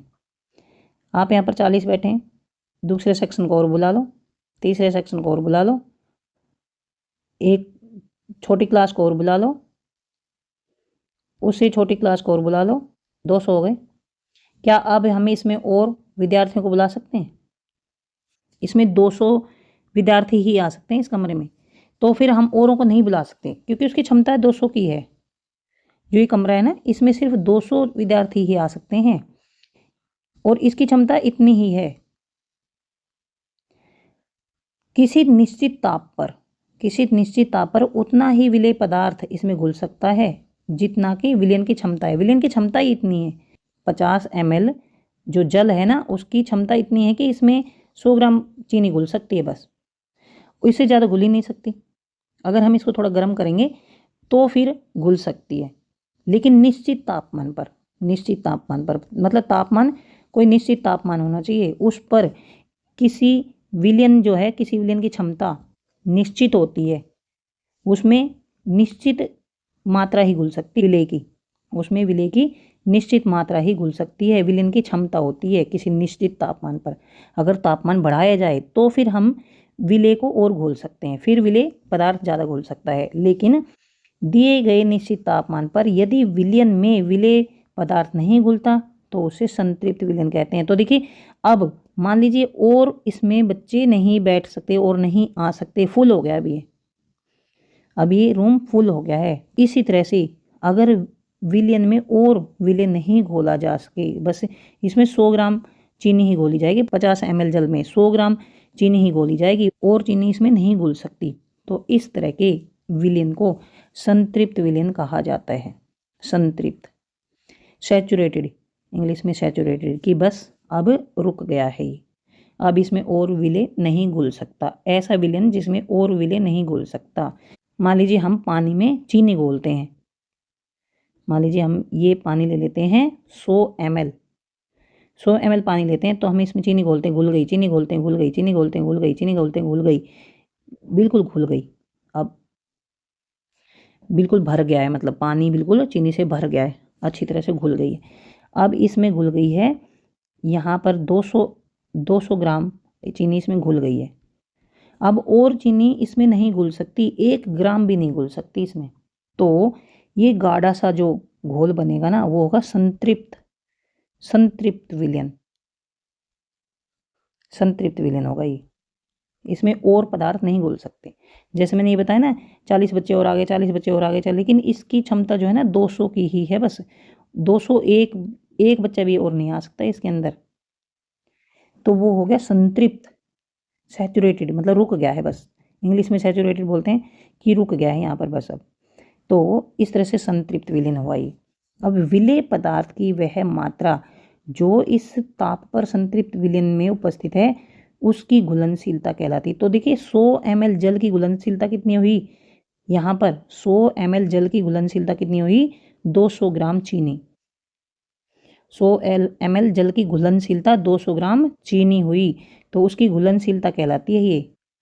विलेय पदार्थ की वह मात्रा जो इस ताप पर संतृप्त विलयन में उपस्थित है, इस ताप पर संतृप्त विलयन के अंदर जितनी है, घुली हुई है, वह उसकी घुलनशीलता कहलाती है। यदि एक विलयन में विलेय पदार्थ की मात्रा संतृप्तता से कम है तो इसे असंतृप्त विलयन कहा जाता है।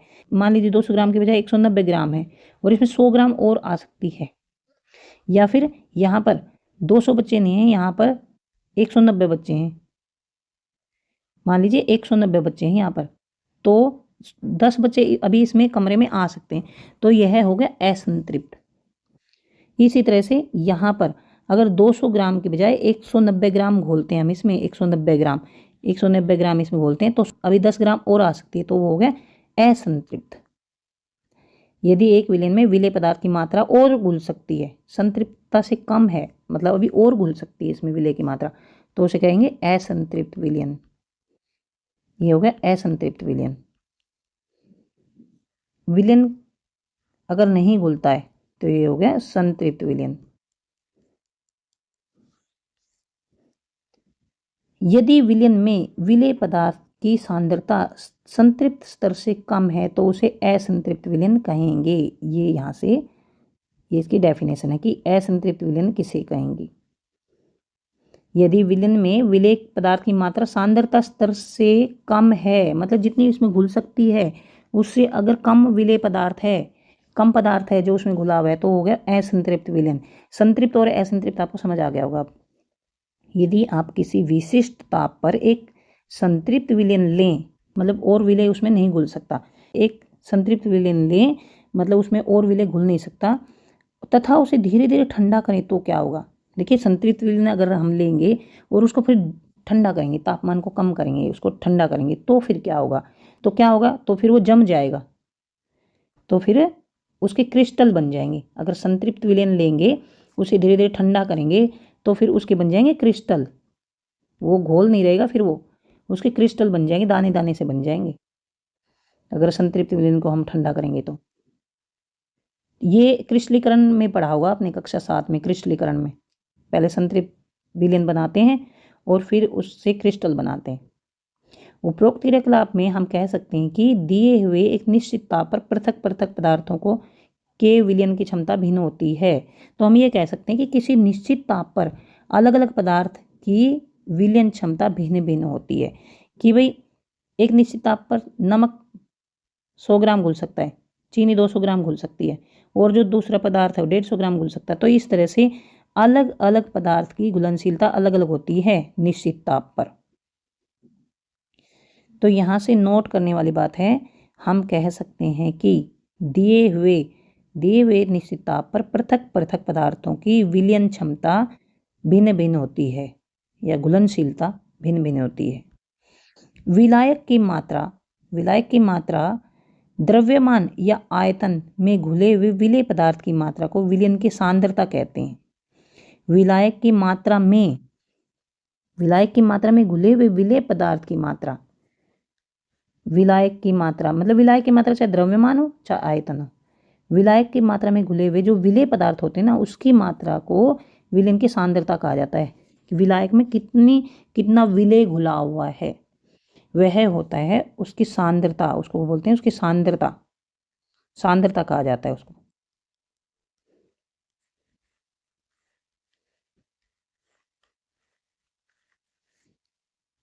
विलयन की सांद्रता को दर्शाने की बहुत सारी विधियां हैं, लेकिन हम यहाँ सिर्फ 3 विधियों में की चर्चा करेंगे। 3 विधियों की चर्चा। नंबर 1 है जैसे कि द्रव्यमान की प्रतिशतता कैसे निकालेंगे। तो द्रव्यमान में लिया यहाँ पर, तो ऊपर है विलेय पदार्थ का द्रव्यमान और विलयन का द्रव्यमान। विलयन मतलब विलेय प्लस विलायक। विलेय पदार्थ लेंगे ऊपर, विलेय पदार्थ का द्रव्यमान कितना है, और यहाँ पर विलयन जो है ना, यहाँ पर लेंगे विलायक प्लस विलेय दोनों का द्रव्यमान और गुणा में 100 कर देंगे, तो ये आ जाएगा द्रव्यमान, विलयन के द्रव्यमान प्रतिशत, द्रव्यमान का प्रतिशत आ जाएगा। इसके बाद द्रव्यमान या विलयन के आयतन में अगर हो, मतलब लिक्विड में अगर हो ये, तो विलेय पदार्थ का द्रव्यमान और विलयन का आयतन। देखिए विलयन जो है वो लिक्विड में हो, तरल पदार्थ हो, तो फिर आयतन लेंगे हम, और अगर ठोस हो तो द्रव्यमान लेंगे। तो यहाँ विलयन का आयतन नीचे और विलेय का द्रव्यमान गुणा 100 कर देंगे। तीसरा है विलयन के आयतन। विलयन के आयतन और आयतन मतलब दोनों ही द्रव हो, विलेय भी द्रव हो और विलयन भी द्रव हो, दोनों ही द्रव, तो दोनों का आयतन लिया जाएगा। यहाँ पर दोनों ठोस हो, यहाँ पर ये भी ठोस हो और मतलब विलेय भी ठोस हो और विलयन भी ठोस हो, तो दोनों का द्रव्यमान लिया जाएगा। और यहाँ पर ये विलेय जो है, विलेय ये तो ठोस हो जैसे चीनी, और यहाँ पर ये आयतन यानी ये द्रव है, पानी में चीनी घोल दिए। यहाँ पर दोनों ही द्रव हो या तरल हो, दोनों ही तरल हो। जैसे कि ये ऐसे निकालना है, उदाहरण के लिए एक विलयन के 320 ग्राम विलायक जल में 40 ग्राम साधारण नमक विलेय है। 320 ग्राम विलायक और 40 ग्राम विलेय, 320 ग्राम विलायक और 40 ग्राम विलेय है। विलयन की सांद्रता कैसे निकालेंगे, तो ये देखिए यहाँ पर ग्राम में है द्रव्यमान, ये भी द्रव्यमान है दोनों का, तो विलेय पदार्थ का द्रव्यमान 40 ग्राम, विलायक का द्रव्यमान 320 ग्राम। तो विलयन का द्रव्यमान कैसे निकालेंगे, विलयन का द्रव्यमान दोनों को जोड़, क्योंकि विलेय का द्रव्यमान और विलायक का द्रव्यमान, जो विलयन होता है ना वो तो दोनों को जोड़ होता है ना, विलयन तो विलेय और विलायक दोनों होता है, तो ये हो गया विलयन का द्रव्यमान। और विलयन का द्रव्यमान का प्रतिशत कैसे निकालते हैं, जैसे आपके मार्क्स आए हैं तो उनका प्रतिशत निकालते हैं, तो ऐसे विलयन का द्रव्यमान का प्रतिशत कैसे निकालते हैं। पहले ऊपर विलेय पदार्थ का द्रव्यमान लेना होगा, विलेय का द्रव्यमान कितना है 40, नीचे विलयन का द्रव्यमान 360, तो ये हो गया प्रतिशत, ये निकल गया। तो यहाँ पर आपको विलयन अच्छी तरह से समझ में आ गया होगा, मिश्रण के प्रकार, विलयन वगैरह सब समझ में आ गया होगा जितना मैंने समझाया है। अब हम निलंबन क्या है ये पढ़ेंगे। निलंबन क्या है, 2.2.2 निलंबन क्या है ये पढ़ेंगे। तो पहले ही समझा दिया था मैंने निलंबन क्या है, कि ऐसा घोल होता है जिसमें जो विलेय पदार्थ है ना, विलेय वो नीचे बैठ जाते हैं, उसके कण नीचे बैठ जाते हैं, निलंबित हो जाते हैं नीचे, तो ऐसा विषमगामी मिश्रण होता है ये। निलंबन के बारे में शुरू में ही हमने पढ़ा था, शुरू में ही जब हमने पानी में चॉक पाउडर घोला था या पानी में मिट्टी घोलते हैं, तो वो निलंबन का उदाहरण है, निलंबन मिश्रण। तो निलंबन मिश्रण क्या होता है, ऐसा विषमगामी मिश्रण जिसमें विलेय पदार्थ के कण घुलते नहीं है बल्कि नीचे बैठ जाते हैं, जम जाते हैं नीचे, ऐसा विषमगामी मिश्रण। यहाँ पर देखिए ऐसा विषमगामी मिश्रण जिसमें विलेय पदार्थ जो है वो घुलता नहीं है, विलेय पदार्थ के कण घुलते नहीं है बल्कि नीचे बैठ जाते हैं, नीचे जम जाते हैं, निलंबित रहते हैं ये, और इनको आंखों से भी देखा जा सकता है, इनको निलंबित कणों को आंखों से देखा जा सकता है। तो इस प्रकार का जो मिश्रण होता है वो होता है निलंबन। क्रियाकलाप 2.2 के समूह स में पाया गया कि विषमगामी घोल जो ठोस द्रव में प्रक्षेपित हो जाता है। विषमगामी घोल हमने किया था, जो जिसमें इसमें जल में मिट्टी घोली थी, जल में मिट्टी या फिर चॉक पाउडर घोलते हैं, तो वो नीचे बैठ जाता है। फिर तो नीचे ठोस द्रव में परिक्षेपित हो जाता है। परिक्षेपित मतलब नीचे बैठ जाता है। इसे निलंबन कहा जाता है। यहाँ पर निलंबन ऐसा विषमगामी घोल जिसमें ठोस द्रव में परिक्षेपित हो जाता है, ये निलंबन कहलाता है। निलंबन एक विषमगामी मिश्रण है जिसमें विलेय पदार्थ कण घुलते नहीं है, विलेय पदार्थ घुलते नहीं बल्कि माध्यम की समष्टि में निलंबित रहते हैं, नीचे रहते हैं। ये निलंबित कण आंखों से देखे जा सकते हैं। अब निलंबन के गुण कौन से हैं? क्या गुण है निलंबन के? ये एक विषमगामी मिश्रण है। ये कण आंखों से देखे जा सकते हैं, मोटे मोटे कण होते हैं ये निलंबित कण प्रकाश की किरण को फैला देते हैं, जिससे उसका मार्ग दृष्टिगोचर हो जाता है। अगर हम ऐसे टॉर्च मारेंगे, ऐसे टॉर्च, और यहाँ पर हम लेंगे, अगर ये निलंबन, यहाँ पर देखिए ये निलंबन ले रखा है ये, तो यहाँ पर आपको ये प्रकाश का ये दिख रहा है मार्ग, ये ऐसे दिखेगा। ऐसे यहाँ पर अगर लेजर लेंगे, लेजर लाइट, तो फिर आराम से बिल्कुल ईजीली दिख जाएगा ऐसे। और इसमें नहीं दिखेगा क्योंकि ये विषमगामी मिश्रण नहीं, ये संगामी मिश्रण है, विलयन है ये, विलयन में नहीं दिखता। और निलंबन में आसानी से दिख जाएगा ऐसे, जिससे उसका मार्ग दृष्टिगोचर हो जाता है। जब इसे शांत छोड़ा जाता है तब ये कण नीचे बैठ जाते हैं, अर्थात निलंबन अस्थायी होता है। अस्थायी, अस्थायी का मतलब सभी पूरे में एक जैसे कण नहीं होते। जो निलंबन होता है उसमें जो विलेय के कण होते हैं ना, वो पूरे में एक समान नहीं होते, कहीं कम या कहीं ज़्यादा होते हैं। जैसे मान लीजिए जल में अगर हम मिट्टी घोलते हैं तो मिट्टी नीचे बैठ जाएगी, थोड़े जो छोटे छोटे कण है ना वो ऊपर घूमते रहेंगे यहाँ पर। तो ये स्थायी नहीं है, अस्थायी है। यहाँ पर कहीं पर तो ज़्यादा कण है, कहीं पर कम है, कहीं पर मोटे हैं, कहीं पर बारीक हैं। तो जब इसे शांत छोड़ देते हैं तो ये कण नीचे बैठ जाते हैं, अर्थात निलंबन जो है ना अस्थायी होता है। छानन विधि द्वारा इन कणों को मिश्रण से पृथक किया जाता है। जब इनको छानते हैं ना तो ये जो कण है ना ये अलग आ जाते हैं फिल्टर पेपर में ऊपर, और जो विलायक होता है वो नीचे चला जाता है। जब सभी कण नीचे बैठ जाते हैं तो निलंबन समाप्त हो जाता है तथा विलयन में प्रकाश की किरण का प्रकीर्णन रुक जाता है। तो देखिए जब इसको शांत छोड़ा जाता है, अगर हम इस निलंबन को शांत छोड़ देंगे, निलंबन मिश्रण को शांत छोड़ देंगे, तो सभी कण नीचे बैठ जाएंगे, सभी कण नीचे बैठ जाएंगे, ऊपर कोई भी कण नहीं रहेगा। और फिर अगर इसमें से टॉर्च से लाइट मारेंगे अगर हम, तो फिर ये प्रकाश का जो मार्ग है ना हमें दिखाई नहीं देगा, ये फिर हमें दिखाई नहीं देगा प्रकाश का मार्ग, क्योंकि कण तो नीचे बैठ गए, जो कण है वो नीचे बैठ गए, बस विलायक रह गया ऊपर। जैसे मान लीजिए जल में मिट्टी है तो ऊपर जल रह गया, तो जल में से फिर ये नहीं दिखाई देगा हमें, बिल्कुल आर पार ये ऐसे चली जाएगा, हमें दिखाई नहीं देगा। अगर हम इसको ऐसे घोल देंगे तो फिर ये जो कण है ना ऊपर ऊपर तैरने लगेंगे, ये कण ऐसे ऊपर ऊपर तैरने लगेंगे और फिर ये प्रकाश की किरण को फैला देते हैं। तो इसलिए निलंबन के पश्चात प्रकाश का मार्ग नहीं दिखाई देगा, निलंबन से पहले ही देख सकते हैं। मतलब जब ये कण है ना जो ये उसमें घूमते रहते हैं तभी हम देख सकते हैं इनको, नहीं तो उसके बाद नहीं देखा जा सकता जब ये नीचे बैठ जाएंगे। जब ये कण नीचे जम जाएंगे तब हम प्रकाश का मार्ग नहीं देख सकते, जब तक ये जमते नहीं हैं तब तक हम देख सकते हैं। छानन विधि द्वारा इन कणों को मिश्रण से पृथक किया जा सकता है। जब सभी कण नीचे बैठ जाते हैं तो निलंबन समाप्त हो जाता है तथा विलयन में प्रकाश की किरण का प्रकीर्णन रुक जाता है। प्रकाश की किरण का प्रकीर्णन मतलब फैलाना रुक जाएगा। तो इस तरह से हम जब विलायक में विलेय के कण घूमते रहते हैं ना ऊपर, तब हम प्रकाश की किरण का मार्ग देख सकते हैं, नहीं तो नहीं देख पाएंगे। उसके बाद है कोलाइडल विलयन। कोलाइडल विलयन थोड़ा गाढ़ा सा विलयन होता है कोलाइडल विलयन। इसके कण जो है ना तो बहुत बारीक होते हैं ना ही बहुत मोटे होते हैं, इसके कण बीच के होते हैं। जैसे कि पानी में अगर आटे को मिक्स कर दिया जाए तो आटा थोड़ा थोड़ा ऊपर रह जाएगा, नीचे जम जाएगा, वो हो गया निलंबन। और ऊपर जो रह जाएगा ना थोड़ा बहुत हिस्सा ऊपर रह जाएगा, वो हो गया कोलाइडल, मतलब गाढ़ा गाढ़ा सा पदार्थ हो जाता है वो।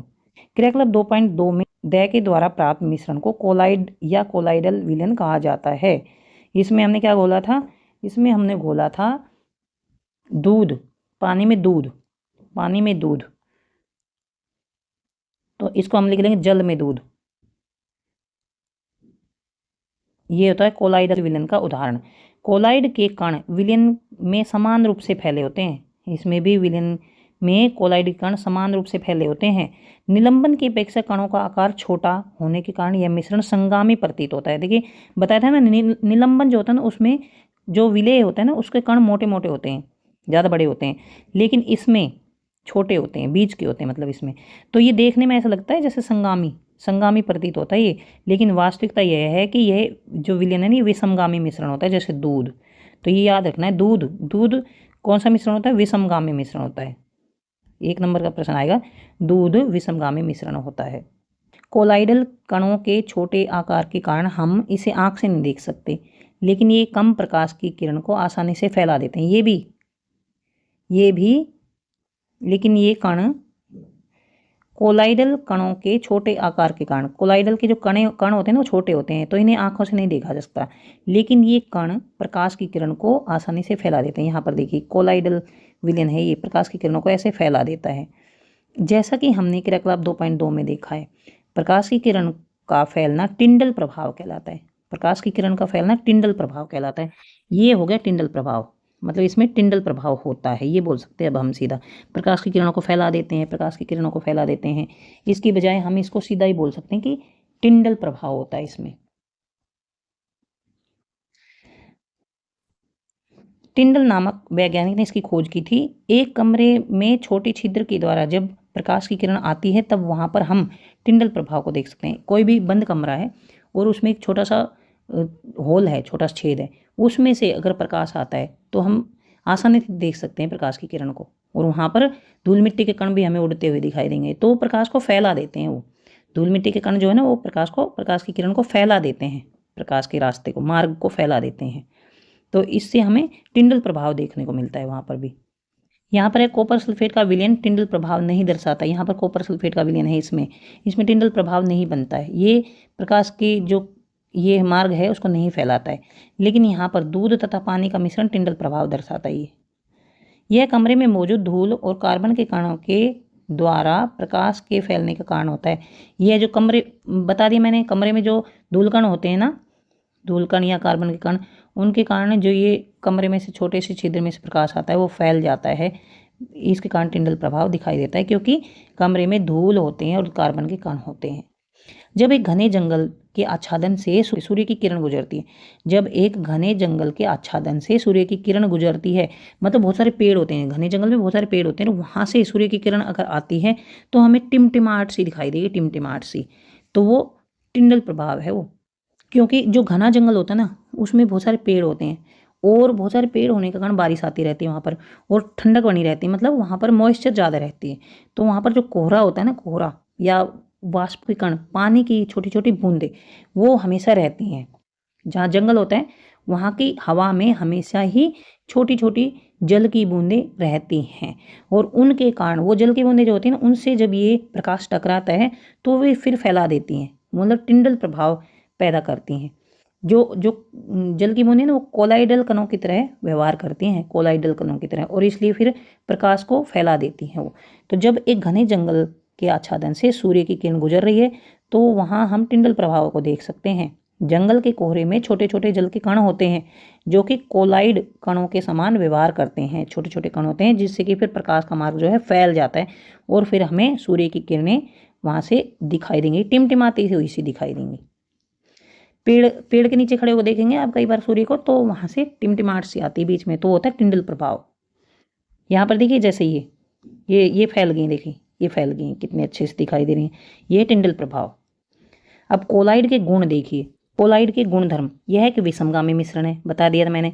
कोलाइड के कणों का आकार इतना छोटा होता है कि ये पृथक रूप से आंखों से नहीं देखे जा सकते, लेकिन ये इतने बड़े होते हैं कि प्रकाश की किरण को फैला भी देते हैं और उसके मार्ग को दृश्य बनाते हैं। जब इनको शांत छोड़ दिया जाता है तब ये कण तली में बैठ जाते हैं, अर्थात ये स्थायी होते हैं। ठीक है, ये स्थायी होते हैं।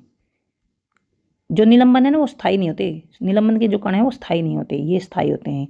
जब इनको शांत छोड़ दिया जाता है तब ये कण तल में बैठ जाते हैं, अर्थात ये स्थायी होते हैं। निलंबन के कण जो है अस्थायी होते हैं, देखिए यहाँ पर निलंबन अस्थायी होता है, निलंबन अस्थायी होता है, लेकिन जो कोलाइड है वो स्थायी होता है। इनको जब शांत छोड़ दिया जाता है तब ये कण तल में बैठ जाते हैं। ये छानन विधि द्वारा मिश्रण से पृथक नहीं किए जा सकते, जब इनको फिल्टर किया जाता है तो ये इनके कण ना अलग नहीं किए जा सकते, किंतु एक विशेष विधि अपकेंद्रीकरण तकनीक से इनको अलग किया जाता है। जैसे रई घुमाते ना, जैसे दूध में अगर रई घुमाते, रई, तो यहाँ पर मक्खन ऊपर आ जाता है, मक्खन ये तो ये मोटे कण जो होते हैं ना ये ऊपर आ जाते हैं, अलग हो जाते हैं। तो ये होती है अपकेंद्रीकरण तकनीक। क्रियाकलाप 2.5, क्रियाकलाप 2.5 से आप ज़्यादा समझ सकते हैं। अपकेंद्रीकरण, केंद्र में ये रई लगा दी है, अप ऊपर आ गए, मोटे कण ऊपर आ गए, अपकेंद्रीकरण हो गई। ऐसे ही जो किसी भी दूध में कितनी क्रीम है ये अपकेंद्रीकरण विधि से पता किया जाता है। इसमें क्या करते हैं कि एक डिब्बी में दूध भर लेते हैं और ऐसे घूमती है, जो चक्की सी ऐसी घूमती है, एक ऐसी डिस्क में जगह बनी होती है इस टाइप से, यहाँ पर डिब्बियों में दूध भर के रख देते हैं, फिर उसको घुमाते हैं, फिर ऊपर क्रीम आती है इस टाइप से, जैसे मक्खन निकालते हैं इस तरह से मक्खन ऊपर आ जाता है ना, तो ऐसे क्रीम आती है ऊपर। तो क्योंकि वो क्रीम जो है ना मोटे कण होते हैं ऊपर आ जाते हैं, और फिर ये दूध और क्रीम अलग हो जाती है, इसको कहते हैं अपकेंद्रीकरण तकनीक। इससे फिर एक विशेष विधि से इन कणों को पृथक किया जाता है। प्रक्षेपित प्रावस्था और प्रक्षेपण माध्यम से बनता है। कोलाइडल विलयन प्रक्षेपित प्रावस्था या प्रक्षेपण माध्यम से बनता है। कोलाइडल विलयन प्रक्षेपित प्रावस्था या प्रक्षेपण माध्यम से बनता है। प्रक्षेपित प्रावस्था या प्रक्षेपण माध्यम से बनता है। विलेय पदार्थ की तरह का घटक या प्रक्षिप्त कण जो कि कोलाइडल रूप में रहता है। विलेय पदार्थ की तरह का घटक मतलब विलेय पदार्थ की तरह का घटक या प्रक्षिप्त कण जो कि कोलाइडल रूप में रहता है उसे प्रक्षिप्त प्रावस्था कहते हैं। प्रक्षिप्त प्रावस्था या डिस्पर्स्ड फेज। तथा वह घटक जिसमें प्रक्षिप्त प्रावस्था निलंबित रहता है उसे प्रक्षेपण माध्यम या डिस्पर्सिंग मीडियम कहते हैं। जैसे कोलाइडल विलयन है, उसमें जो दूध है मतलब मोटे मोटे से जो पदार्थ होते हैं, दूध है, जैसे दूध पानी में घुला है, अभी हमने दूध को पानी में घोला था, तो जो दूध है वो विलेय हुआ ना, विलेय पदार्थ हुआ ना, तो विलेय पदार्थ की तरह का घटक या प्रक्षिप्त कण जो कोलाइडल रूप में रहता है उसे प्रक्षिप्त प्रावस्था बोला जाता है। वह घटक जिसमें ये प्रक्षिप्त प्रावस्था निलंबित रहती है उसे प्रक्षेपण माध्यम बोला जाता है। जैसे पानी में दूध तो पानी जो है तो प्रक्षेपण माध्यम हुआ और जो दूध हुआ वो प्रक्षिप्त प्रावस्था हुई उसकी। जैसे मान लीजिए ये दूध है, इसको थोड़ी देर रख दिया जाता है, मान लीजिए रख दिया जाता है तो ऊपर थोड़ा हल्का हल्का सा हो जाता है और नीचे थोड़ा सा ये जम जाता है। तो ये जो है ना, ये ऊपर वाली ये क्या हुई, ये हुई प्रक्षेपण माध्यम, ये हुआ प्रक्षेपण माध्यम। और प्रक्षेपित प्रावस्था क्या हुई, जो कि विलेय पदार्थ हुआ वो हुआ। कोलाइडल की प्रक्षेपण माध्यम ठोस, द्रव या गैस की अवस्था और प्रक्षिप्त प्रावस्था के अनुसार वर्गीकृत किया जाता है। कोलाइडल को भी वर्गीकृत किया जाता है प्रक्षेपण माध्यम, ठोस, द्रव, गैस या फिर प्रक्षिप्त प्रावस्था के अनुसार, इसको भी वर्गीकृत किया जाता है। सारणी 2.1 में कुछ उदाहरण दे रखे हैं यहाँ पर देखिए, तो इसमें प्रक्षिप्त प्रावस्था ये है, प्रक्षेपण माध्यम ये है, और ये उदाहरण है इनके। और प्रकार एरोसोल, जैसे ये एरोसोल प्रकार है, फोम प्रकार है, इमल्सन है, सोल है, फोम है, जेल है, ये है कोलाइडल के प्रकार, ये है उदाहरण। यहाँ पर कोहरा है, देखिए जैसे कोहरा है, बादल कोहरा, तो ये है, इसमें प्रक्षेपण माध्यम तो गैस है, प्रक्षेपण माध्यम, और प्रक्षिप्त माध्यम द्रव है, द्रव जो है ना जम गया है, प्रक्षिप्त है मतलब वो प्रक्षिप्त माध्यम हुई द्रव जो पानी की बूंदे, और प्रक्षेपण मेन जो है मतलब एक तरह से विलायक की तरह वो हुआ प्रक्षेपण। जो ज़्यादा है मेन जो है वो है प्रक्षेपण, और जो कम है विलेय है एक तरह से वो है प्रक्षिप्त। यहाँ पर ये समझिए जैसे कि मान लीजिए पानी है, पानी में अगर हम नमक डालेंगे, नमक, तो पानी जो है ना वो प्रक्षेपण माध्यम होगा, प्रक्षेपण एक तरह से विलायक मतलब जिसमें घुलता है। और प्रक्षिप्त प्रावस्था क्या होगी, नमक की प्रक्षिप्त प्रावस्था होगी। यहाँ पर देखिए जैसे ये उदाहरण दे रखा कोहरा, बादल, कोहरा और बादल, जैसे इसमें गैस ज़्यादा होती है, भाप गैस, और उसमें द्रव मतलब छोटी छोटी बूंदें होती हैं, जल की छोटी छोटी बूंदें होती हैं, तो ये प्रक्षिप्त प्रावस्था होगी, और गैस होगी प्रक्षेपण। ऐसे जैसे धुआं होता है, धुआं में गैसें बहुत ज़्यादा होती है, उसके साथ छोटे छोटे कार्बन के कण भी उड़ते रहते हैं धुआं में, तो ये होगी प्रक्षिप्त प्रावस्था और ये हो गया प्रक्षेपण माध्यम।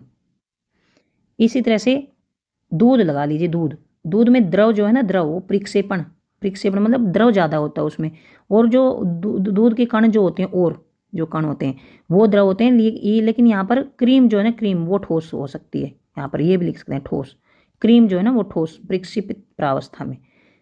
तो ये दूध। और इस तरह से कीचड़ में देखिए पानी ज़्यादा होता है और ठोस कम होता है। तो ये जो कम है ना वो प्रक्षेपित प्रावस्था और ज़्यादा है वो प्रक्षेपण माध्यम। मतलब ये तो एक तरह से विलायक मान लेते हैं और ये एक विलेय मान लेते हैं। तो इस तरह से प्रक्षेपित और प्रक्षेपण भी आपको समझ में आ गया होगा।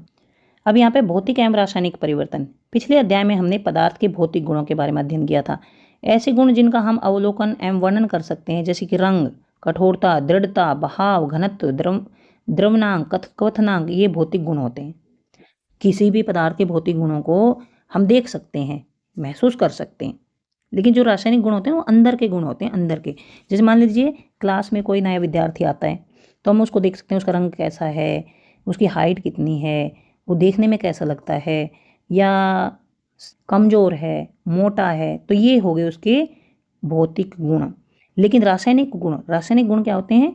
अंदर के गुण, कि वो दूसरों से कैसे अभिक्रिया करता है, टीचर से कैसा व्यवहार है, अपने दोस्तों से कैसा व्यवहार है, अन्य विद्यार्थियों के साथ उसकी रिएक्शन कैसी है। तो ये होते हैं रासायनिक गुण। भौतिक गुणों में जैसे रंग, पदार्थ का रंग कैसा है, कठोरता कैसी है, कठोर है या सॉफ्ट है, दृढ़ है या नहीं है, बहाव मतलब द्रव है, ठोस है, क्या है, घनत्व, द्रव्यांक, क्वथनांक, ये सब होते हैं भौतिक गुण, पदार्थ के भौतिक गुण। ऐसे गुण जिनका हम अवलोकन या वर्णन कर सकते हैं। लेकिन अवस्थाओं का अंतर रूपांतरण एक भौतिक परिवर्तन है। अंतर रूपांतरण मतलब जैसे बर्फ है, मान लीजिए बर्फ ठोस है और वो जब जल बन जाती है तो द्रव हो जाता है उसका, तो अवस्था बदल जाती है उसकी, ठोस से द्रव। बर्फ जो है अगर पिघल जाती है तो ठोस से द्रव बन जाती है, और जल को जब गर्म किया जाता है तो द्रव से गैस बन जाती है। क्योंकि ये परिवर्तन पदार्थों के संगठन में बिना परिवर्तन किए होते हैं और उसकी रासायनिक प्रकृति में भी कोई परिवर्तन नहीं होता। तो ध्यान रखना, अगर कुछ नया पदार्थ नहीं बनता तो इसका मतलब होता है कि उसमें भौतिक परिवर्तन हुआ है। जैसे मान लीजिए कागज है, कागज को काट दिया तो कागज ही रहा, वो तो उसके आकार में परिवर्तन आया, उसकी साइज में परिवर्तन आया, लेकिन कागज ही रहा है। लेकिन अगर कागज को जला दिया तो कुछ नया बन गया, राख बन गई, तो वो हो गया रासायनिक परिवर्तन। भौतिक और रासायनिक परिवर्तन में अंतर करने का सबसे अच्छा तरीका है कि रासायनिक परिवर्तन में नया पदार्थ बनता है, भौतिक परिवर्तन में नया पदार्थ नहीं बनता है। जैसे बर्फ अगर पिघल गई तो पानी की ही तो अवस्था है ना, वो पानी बना, पानी की अवस्था है वो। पानी को अगर जमा दिया जाए तो बर्फ बन जाती है, और पानी को अगर गर्म कर दिया जाए तो वाष्प बन जाती है। पानी की अवस्था है तो वो पानी, वो गर्म है, वो ठंडा है। तो इसमें अवस्था बदली है, इसमें उसकी रासायनिक प्रकृति नहीं बदली है पानी की, कुछ नया पदार्थ नहीं बना है। तो ये भौतिक परिवर्तन हुआ। मान लीजिए घी है, घी को पिघाल दिया तो वो भौतिक परिवर्तन हुआ। पानी को गर्म कर दिया, भौतिक परिवर्तन हुआ। कागज़ को काट दिया, भौतिक परिवर्तन हुआ। अपने कपड़े को काट के कुछ शर्ट बना दी, पैंट बना दी, ये भौतिक परिवर्तन हुआ। लेकिन किस चीज़ को जला दिया, उसमें नया पदार्थ बना है, रासायनिक परिवर्तन हुआ। मैग्नीशियम रिबन को जलाते हैं तो उसमें ऊष्मा भी निकलती है, रोशनी भी निकलती है, और धुआं भी निकलता है, गैसें निकलती हैं, नए नए पदार्थ बनते हैं, तो वो हुआ रासायनिक परिवर्तन। यद्यपि बर्फ, जल और वाष्प अलग अलग दिखाई देते हैं, लेकिन ये भिन्न भिन्न भौतिक गुणों को दर्शाते हैं, लेकिन ये रासायनिक रूप में समान होते हैं। मतलब जो बर्फ है ना, बर्फ, जल और भाप, इनकी अवस्थाएं अलग हैं, लेकिन है ये जल।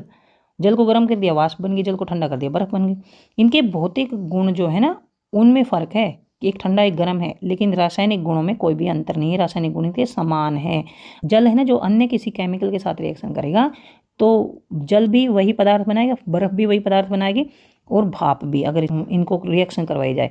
लेकिन जो बर्फ है उसको टेम्परेचर देना पड़ेगा, जल है उसको कम गर्म करना पड़ेगा, भाप उसको गर्म नहीं करना पड़ेगा। तो इस तरह से जो रासायनिक गुण है ना, इनके रासायनिक गुण तो सेम है, भौतिक गुण अलग अलग हैं। तो वह परिवर्तन जिसमें पदार्थों के भौतिक गुण बदलते हैं वह भौतिक परिवर्तन होता है। लेकिन रासायनिक गुण बदलते हैं, कुछ नया पदार्थ ही बन जाता है, तो वह रासायनिक परिवर्तन हुआ। जैसे दूध से दही बनना, दूध खराब हो जाता है, कुछ अलग ही बन जाता है। खाने को पकाते हैं, मान लीजिए सब्जी को काटते हैं तो उसमें उसके गुण तो वही रहे, उनके गुण तो, भौतिक गुण तो वही रहे, लेकिन अगर सब्जी को पका दिया जाए तो उसके भौतिक गुण बदल जाते हैं, वो हो गया रासायनिक परिवर्तन। पकी हुई सब्जी को वापस पहले जैसे नहीं किया जा सकता, तो हुआ रासायनिक परिवर्तन। एक तो गुण ये हो गया कि कुछ नया पदार्थ बनता है, दूसरा ये है मतलब रासायनिक परिवर्तन को पहचानने का एक तरीका ये है कि उससे नया पदार्थ बनता है रासायनिक परिवर्तन में, और भौतिक परिवर्तन में नया पदार्थ नहीं बनता। और रासायनिक परिवर्तन जो होता है ना, उसमें पदार्थ को पहले जैसा नहीं किया जा सकता, भौतिक परिवर्तन में किया जा सकता है। जैसे भौतिक परिवर्तन में कई बार किया जा सकता है, कई बार नहीं किया जा सकता। जिस मान लीजिए चद्दर है, चद्दर को मोड़ दिया, छोटी सी बन गई, उसके साइज में परिवर्तन आ गया। और अगर चद्दर को जला ही दिया जाए तो राख बन गई, तो नया ही पदार्थ बन गया। दूध से दही बन गया, नया पदार्थ बन गया। दही से दूध तो नहीं बन सकता ना। पानी को ठंडा कर दिया, बर्फ़ बन गई, बर्फ़ से पानी बन गया, भौतिक परिवर्तन है। खाना पकाना रासायनिक परिवर्तन है, क्योंकि पके हुए खाने से दोबारा से पहले जैसा नहीं बन सकता। ऐसे ही मान लीजिए आटा गूंद लिया हमने, आटा गूंद लिया, उसकी लोई बना दी, बेल कर रोटी लोई बना दी, लोई से रोटी बेल दी है। रोटी बेल दी है ना, तो उससे दोबारा से लोई बन जाएगी। लेकिन रोटी को अगर पका दिया तो उससे दोबारा से लोई नहीं बन सकती। तो रोटी को पकाना रासायनिक परिवर्तन, रोटी से लोई बनाना भौतिक परिवर्तन। ये उदाहरण है। जल तथा खाना पकाने वाले तेल दोनों द्रव हैं, लेकिन इनके रासायनिक गुण अलग होते हैं। जल के और तेल के रासायनिक गुण अलग होते हैं। इनको गंध और ज्वलनशीलता के में अंतर है। इनकी गंध और ज्वलनशीलता में अंतर है। गंध अलग होती है इनकी, स्मेल, और ज्वलनशीलता मतलब जो तेल है ना, तेल वो जल्दी गर्म हो जाता है, जल्दी आग पकड़ लेता है। इसका जो ज्वलन ताप है ना, वो कम होता है। हम जानते हैं कि तेल हवा में जलता है, जबकि जल आग को बुझाता है। तेल को थोड़ा गर्म किया तो काफ़ी गर्म हो जाता है, वो जल्दी आग पकड़ लेता है। लेकिन जल जो है ना, वो आग को बुझाता है। तेल का ये रासायनिक गुण जल से इसे अलग करता है। जलना एक रासायनिक परिवर्तन है। जलने की प्रक्रिया में एक नया पदार्थ बनता है, और एक पदार्थ दूसरे पदार्थ से क्रिया करके अपने रासायनिक संगठन में परिवर्तित हो जाता है। रासायनिक परिवर्तन पदार्थ के रासायनिक गुणधर्मों में परिवर्तन लाता है। रासायनिक परिवर्तन में पदार्थ के रासायनिक गुणों में परिवर्तन आता है। भौतिक परिवर्तन में भौतिक गुणधर्मों में परिवर्तन आता है। और रासायनिक परिवर्तन में नया पदार्थ बनता है। रासायनिक परिवर्तन को रासायनिक प्रतिक्रिया भी कहा जाता है।